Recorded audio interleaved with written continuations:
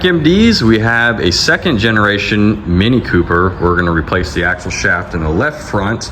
It's pretty similar to the right front. So this is our shop Mini, and I do a lot of commuting in it at times when it's not being lent out. And the symptoms I noticed first was a vibration during braking, like freeway speeds, certain speeds, and I thought it was warped discs. But the reason why I was vibrating is because doing a load reversal, you're basically slowing down the engine through the braking process because it's being transferred through the shaft to the transmission and slowing down the engine during times depending on where it is in the gear. So that's why it's causing that. I also started noticing some popping noises and feeling during acceleration from a stop, or turning slightly and accelerating, popping. And also at freeway speeds, it started doing a vibration during acceleration, almost like it had an engine misfire, but it was actually the axle shaft vibrating or out of round or out of balance or just worn, causing this vibration through the steering wheel, kind of like this. So definitely a worn axle shaft, so we're going to replace it. With the wheel off, we can see what we need to do here. Not too bad of a job. So I'm just going to keep the strut on here. I'm going to remove this nut here on the lower control arms, these two here. Obviously remove the axle nut here, and I'm going to try to pull this back while working on removing the axle shaft and also the sway bar link. Remove that too. All right, a 32 millimeter socket.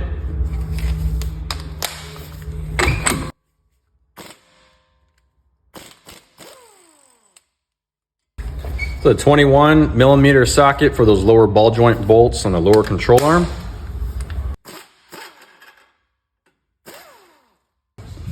$18 millimeter for the tie rod.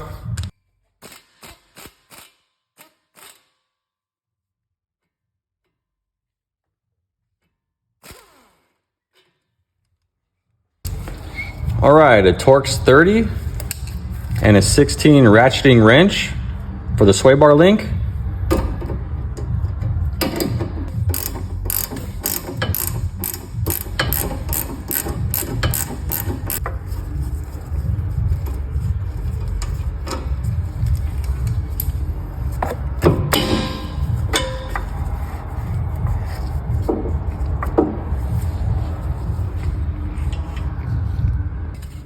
There it goes, it loosens it up, gives you some room right here. So next we're going to start working on removing the axle from the flange here. We're going to push it through. You can use an air hammer on here in the center. This has a nice divot on it.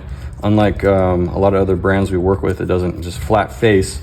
If you don't have an air hammer, you can use a single jack and just hit this old nut, you know, through and see if it'll pop through there, because the new one comes with a new nut anyway, so it's not a big deal. Obviously, it's a good idea to soak this with some kind of penetrating oil beforehand, maybe when you first start the job. That way, as you go, it kind of works its way through.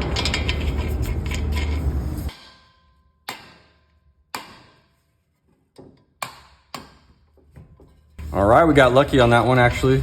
It's not seized. If it's seized, you can use a torch on it to heat it up.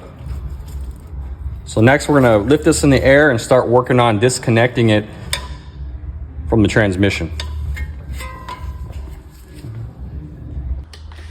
All right, so underneath here, you can see right there, up in there, we're gonna get a pry bar in there and disconnect that section right there. Let's see if we can get a better angle on this side. You can see in there. See that there, where it goes into the housing deep in there? Right there, we're gonna remove that. See where the boot goes?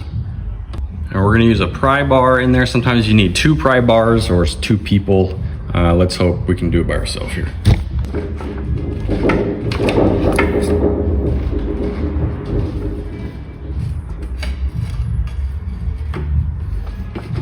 All right, sometimes if you get pressure on it from underneath, you can hit it from above with the hammer and it'll pop it out.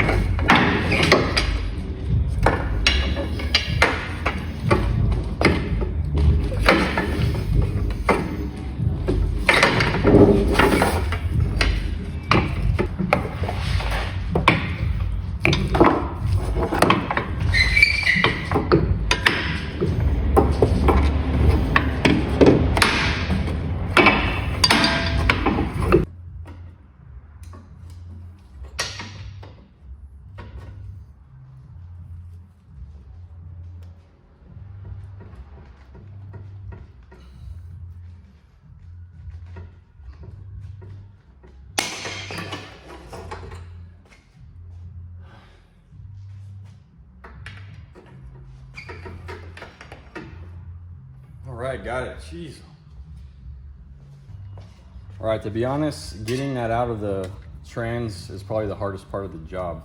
And I'll show you how I did it. There's different ways, you kind of just have to play with it, but I'll show you what I did in this circumstance here.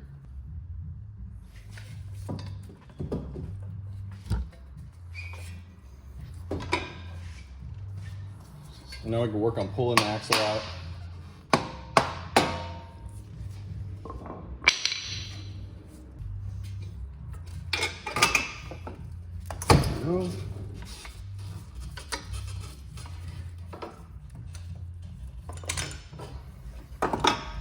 All right, there it is.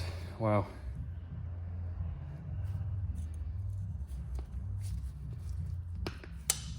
And it doesn't feel really messed up on this end. Same with this end. So something in there is just small that's about to go out. You can see the grease came out of here. So just under load and high RPM, it starts vibrating and doing weird stuff. All right, so what I did to get it out was I had one against the transmission prying this way and another one prying sideways and kind of rocking this back and forth while this is pushing this way here. So just kind of playing with it. Sometimes you can get two behind there. It's hard to find the room for it, especially if you don't have a hoist. And then you can pop it out that way. Sometimes you need just one pry bar in here and then tap this with a hammer. Again, it's kind of hard to get to. You might need a drift and a second person to do that while you're prying against here. You can have someone knock on this and it kind of rattles the little C-ring loose that's on the end here. Well, normally on a customer's car, we'll use a factory brand part or a really high quality part, aftermarket part. There's not a lot of options for these. There's a few. This one is pretty cheap. I think this was like 90 bucks for this thing, DSS. I mean, it comes with the complete thing. I mean, it's pretty amazing, especially if it's your personal car. We've done a couple of these for friends and family, and they just keep going. So, and they have warranty, you know, wherever you get it, I'm sure you're gonna have a warranty. So we're gonna put this in.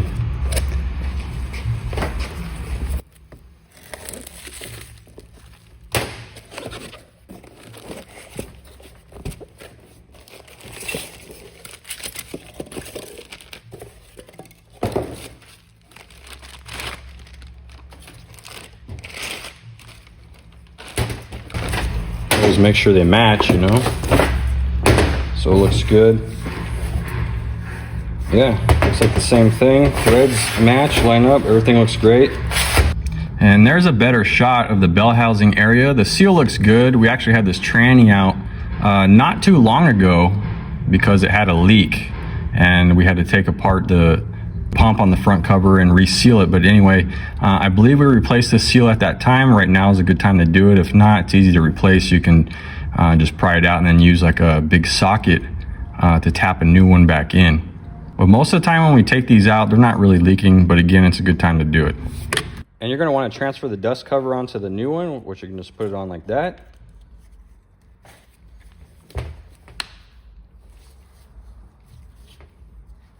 All right, going back in, unlike most things in the automotive field, going back in is actually easier than coming apart.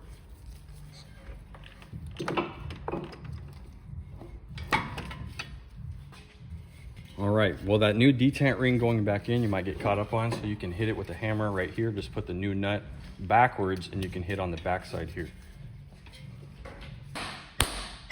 Just like that. I actually thought it was in, it was not, and I was fighting it. So if you're fighting it like I was, you can take the ring off of the end and squeeze the ends here. Squeeze the ends down like this a little bit so it doesn't open so wide and get caught on the edges here. All right, let's try it again.